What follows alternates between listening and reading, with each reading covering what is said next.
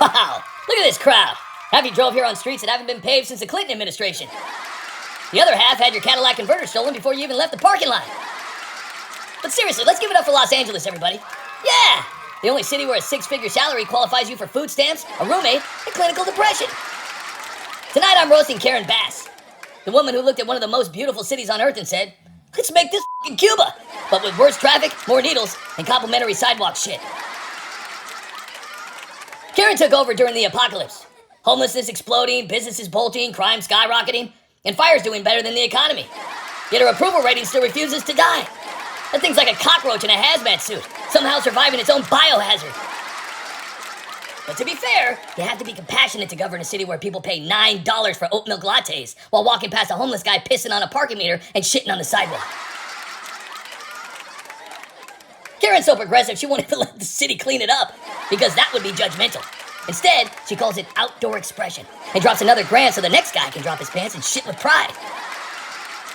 Keep it up, Karen. LA's never smelled more authentic.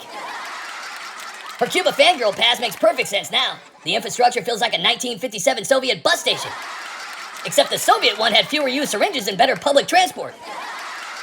She preaches equity like a sermon. Equally terrible services, equally covered in poop, equally dodging death, equally screwed. Beautiful. And filming yourself campaigning right next to the Dropbox like it's amateur hour in Havana? Even I wouldn't have been that stupid on reality TV, Karen. And of course, Gavin Newsom is here. Give it up for Gavin Newsom, everybody. The only politician who looks like he was sculpted by a focus group that said, make him fuckable enough to bang his best friend's wife and still win elections. Remember the French laundry dinner during COVID?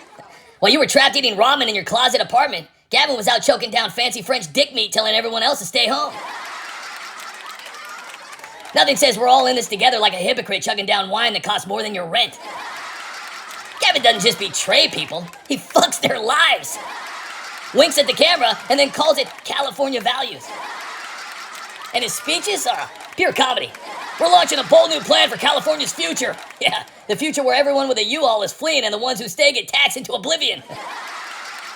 Gavin Newsom, proof you could get a minor wasted, steal your best friend's wife, turn the Golden State into a shithole, and still get reelected because your hair looks like it votes blue.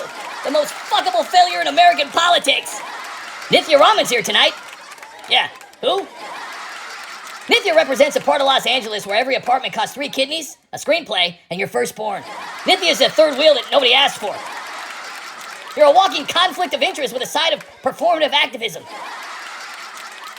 And what's with the delete button addiction on X? I mean, you post some wild progressive nonsense, and the replies light you up like a California wildfire, and then poof! Your post is gone faster than a homeless poop on the street when the cameras show up. Newsflash, sweetheart! The internet remembers! So stop treating X like your own personal Etch-a-Sketch. You three are like the Avengers of failure. You got Hypocrisy Man, Communist Barbie, and Backstabbing Planner Girl who lives in fear of her own timeline. So let's raise a glass tonight to Los Angeles. The only place where your rent, your taxes, your anxiety, your parking tickets, and your chances of stepping in shit all increase together in perfect harmony. Good night, peasants.